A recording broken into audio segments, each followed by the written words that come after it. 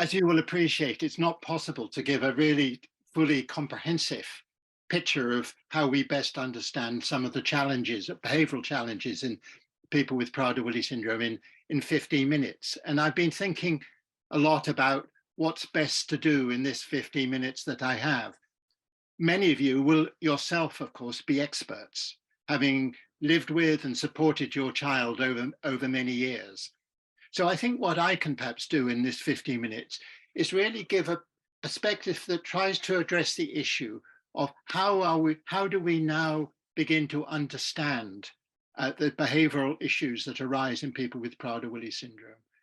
So really, I hope to achieve the following aims: is to provide some understanding for why specific types of challenging behaviors are associated with Prader-Willi syndrome, then consider the implications of that understanding for the assessment, prevention, and management of such behaviors. And also because after Suzanne's talk, my brief is to talk about later childhood and early adult life, to reflect briefly on why transition and adult life can be particularly challenging as opposed to early childhood. Now, I want to start, and I think this links very nicely with some of the points that Suzanne made in her talk. I want to start with what I've called some basic principles, and I really want to identify two broad areas. The first is really the importance of knowledge and understanding. It's often said that growth hormone is the only approved treatment for Prader-Willi syndrome, and I think that sort of slightly misses the point, because I think understanding and knowledge about Prader-Willi syndrome is as important as having growth hormone for your child. And it's been one of the big changes, both with early diagnosis, is that people now, I think, have access to a much more sophisticated level of understanding about why the child might engage in the particular behaviors that they observe. So I would argue that for any parent, it's really important to have knowledge and understanding. And I make a difference between knowledge and understanding. So understanding is really appreciating what is going on, if you like, but you need to have understanding about Prader-Willi syndrome itself, about your particular child with Prader-Willi syndrome, his or her strengths and weaknesses. And of course, there's enormous variation among children and adults with Prader-Willi syndrome. But you also need, as parents and as family members, to really gain some understanding of the particular behaviors that your child presents with. It may be emotional outbursts, it may be skin picking, it may be that they develop mental health problems. So you really need to start with developing that understanding. And that's what organizations such as IPWSO are here to help you with, but also your national associations.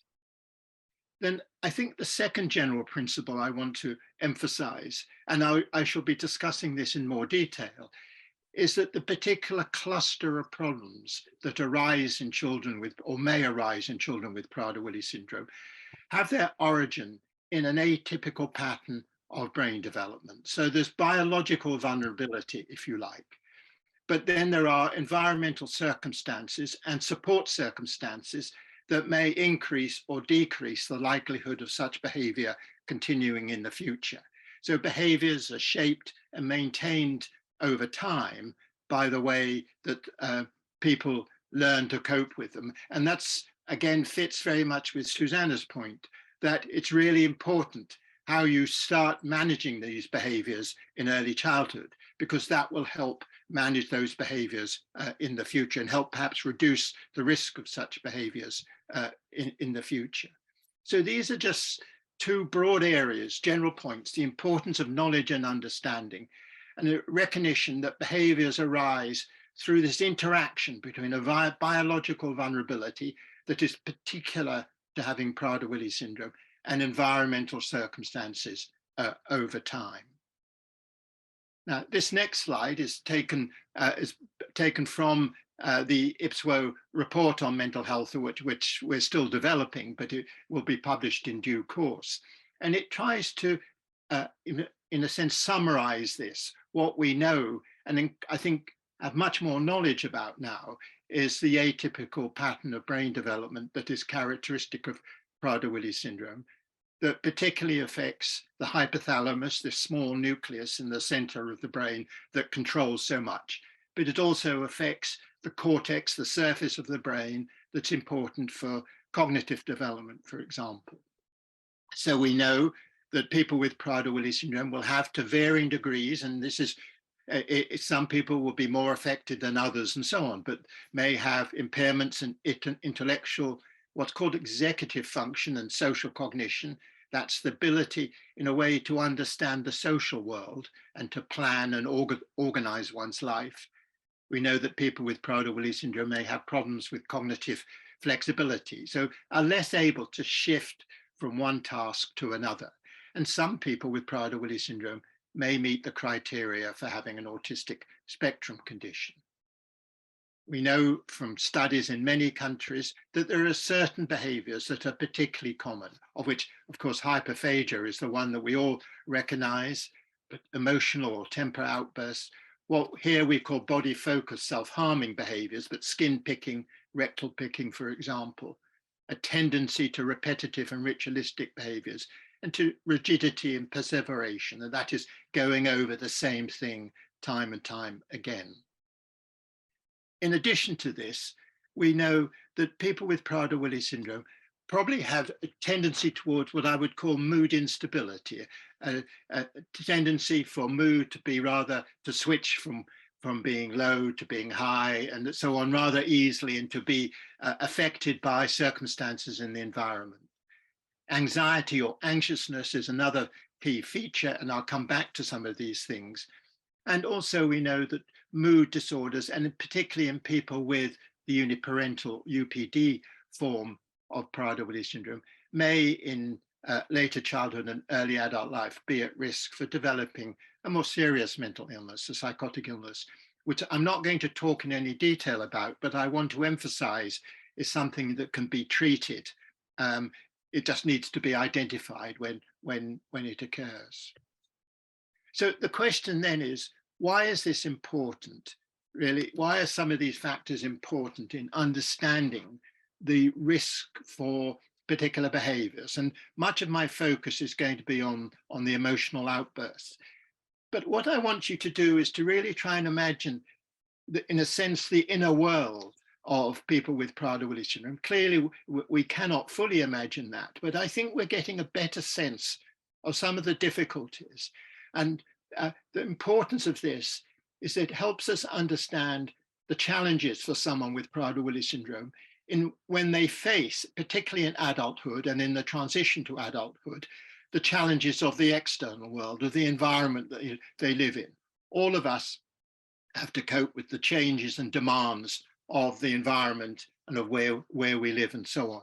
And what I think we know is that the impaired development of the brain, so I've talked about the cerebral cortex, and we know more about that now and the difficulties there. And one of the things that does is means it's more difficult for people with Prader-Willi syndrome to make sense of the information that is coming in through their senses. So they may be less able to appreciate, for example, the thoughts and feelings of other people and make sense of the social world, and therefore to anticipate how others might then behave. But equally, with the impaired hypothalamic development, they have difficulty recognizing internal feelings, internal to the body, such as hunger. So with these biological vulnerabilities, they have an impaired perception of their internal mental state, so hunger, fullness, and pain is another example. They also have impaired perception of the external world, so the temperature, and what I've called threats, the ability to appreciate whether someone might cause them harm or whether the circumstances are going to change or whatever. And they may have trouble appreciating the thoughts and feelings of others. And here, again, I've mentioned social cognition. But importantly, they may have difficulties with what was often referred to as higher order cognitive abilities. And these are abilities such as being able to plan and organize one's life, as well as the abilities to recognize thoughts and feelings in other people. And these are very important skills, particularly as you move into adult life. And I've mentioned cognitive flexibility. So the consequences of this is, and I use this term homeostasis, which is the way the body and the brain is the decision-making organ of the body, regulates to balance things in accordance with the demands of the environment. So they had difficulty regulating energy balance. In other words, the person eats more than their body requires and therefore they put on weight, or they have difficulty regulating their mood, their emotional responses, temperature, and so on. And what I think this creates is a sense of uncertainty in someone with Prader-Willi syndrome, increasing anxiousness and increasing sense of arousal. So if you can imagine this, and this will of course vary to degrees depending on the person with Prader-Willi syndrome, but if you can imagine this, you can then begin to say, you can begin to understand why such things as emotional outbursts occur. We know, and this is taken from Janice's work, we know very much about the pattern of a temper outburst. And of course, as someone builds up to an emotional outburst, the stresses increase, their ability to respond appropriately, their ability to understand what's going on and to address the issues in a constructive way deteriorates. And so the whole thing gets into a sort of vicious circle. We also know that the autonomic nervous system, which is very important in controlling regulation, emotional regulation, is impaired. So you have these problems, but also this is taken from the work of Casey Bedard and Annette Griffith in our report. You also have various factors over time. You have particular triggers. Your ability to respond to particular circumstances will depend on the pattern of skills deficits. And you will have various consequences to behaviors which may increase or decrease the chance that such behaviors occur in the future. Now, I'll come back to the implications of that in a moment. But for many families, one of the struggles is, of course, to get advice and help about these issues when they occur. But I do think there's much that families can do if they understand what is going on and if they know something about the sorts of data that might be useful and help inform the interventions and strategies to prevent problem behaviors. I think, first of all, I think it's very important to be clear about the issue that one is focusing on. It may be, of course, that your son or daughter has none of these or all of them.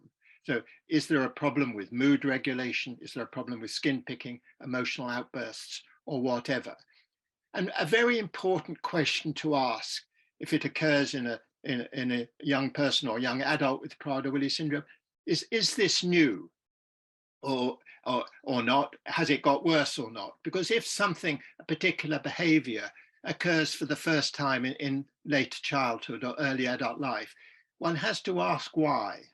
And there may be a physical reason for that. There may be a mental health reason for that. There may be an environmental reason for that. If, however, it is just the same types of behavior that we've seen over the years, and it's very characteristic of Prader-Willi syndrome, then it's less of an issue to have to explain why it's occurring now. The issue then is how do we best manage it? A second thing is to identify whether there's a particular pattern to its onset and to its occurrence.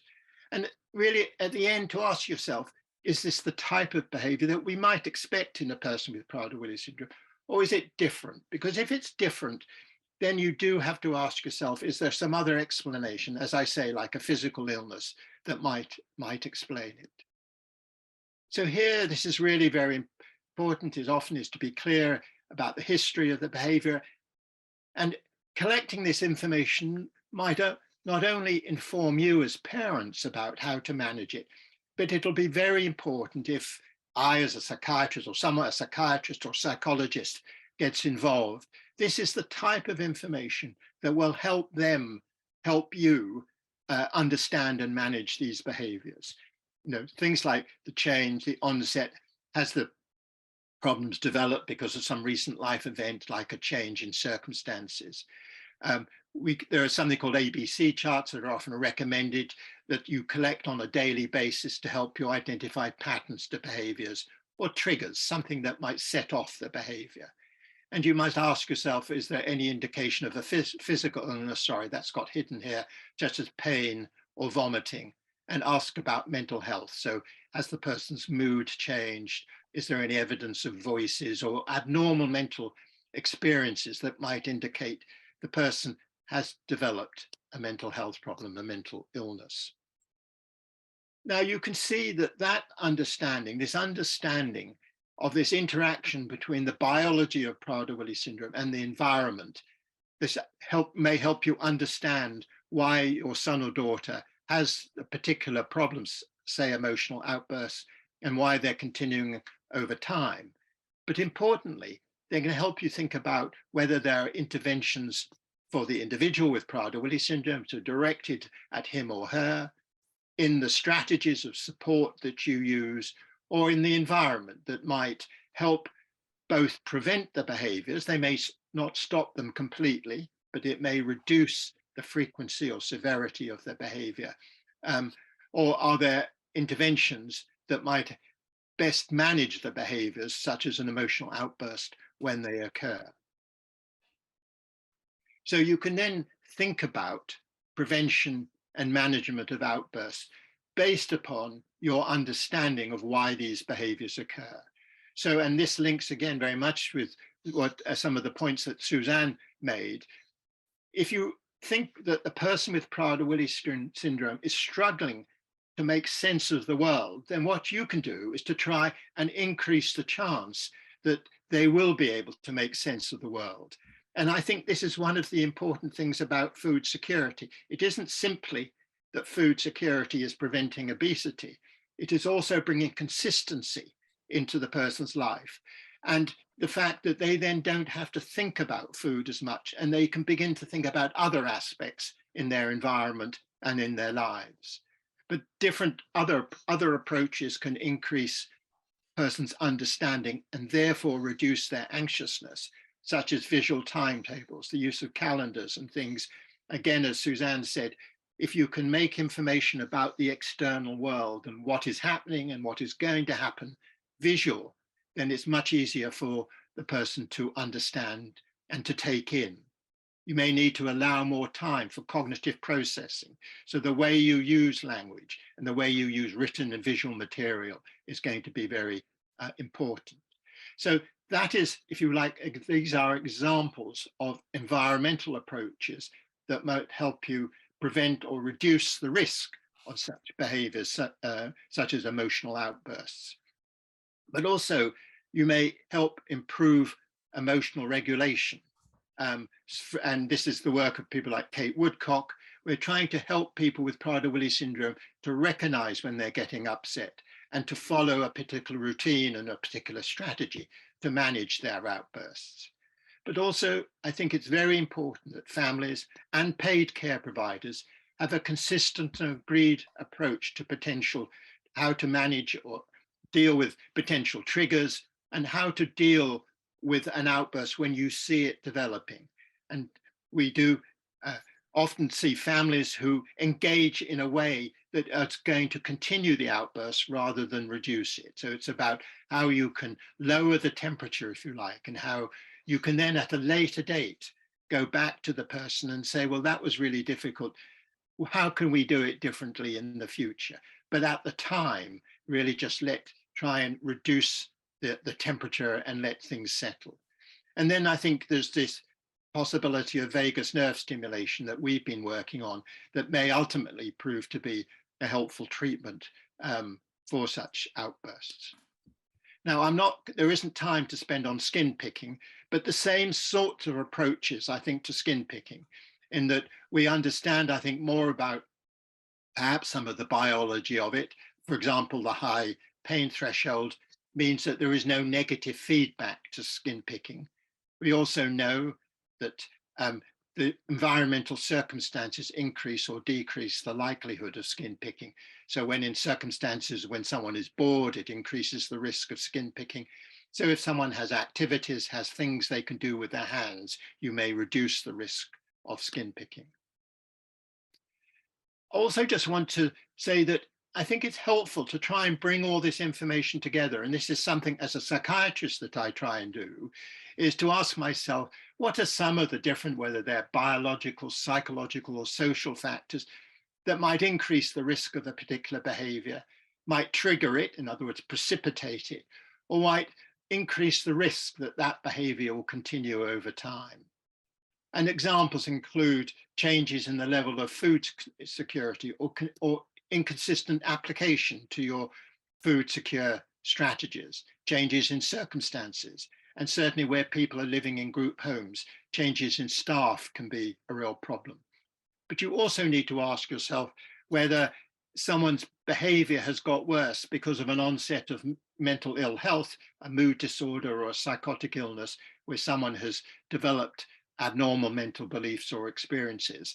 And when that happens, then their behavior may well deteriorate. And this is one example where if someone has a mental illness, medication, psychiatric medication may be very valuable. It has a little role to play in treating outbursts or skin picking, for example, but it has a big role to play in treating serious mental illness. And of course, changes in routines or at particular holidays may have a major factor. So I now want to end very quickly by saying, of course, the challenge in transition to adult life is that you have these various cognitive factors. You have the risk of hyperphagia, you have the difficulties with emotional regulation, and you also have the fact that teenage years and early adult life is the time at which mental illness may develop for the first time. It's not inevitable, of course it isn't, but it is the risk period in someone's life. So you have these different factors in the person with Prader-Willi syndrome that makes transition problematic. And then you have changes in the environment. So you perhaps move from a very structured environment, a school, to an unstructured environment. You may have more access to food. You may move from a situation of more certainty to uncertainty, or increasing choice to independence, and changes in level of support. And this is sometimes shown in terms of the fact that what's called the disability gap gets larger in adult life, because the skills that you need as an adult are more advanced skills. And it may be those skills, such as cognitive ability or social cognition, the ability to relate to others and to other people's feelings, that is so problematic. But there are, and I want to end with this, there are both challenges, but great rewards if you can get this right. The challenge can be sometimes engaging with the person with Prader-Willi syndrome if he or she refuses to do some of the things that you know will be of help. Sometimes it's difficult to understand exactly what is going on. And of course, it may be difficult to implement and maintain these interventions. And there are times, I'm sure, one wishes that there was a simple or easy approach to these problems, but at present there isn't. However, if you can reduce the frequency and the severity of behaviors, that can make an enormous positive impact on family life and quality of life, and it can improve well-being and quality of life for the person with Prader-Willi syndrome.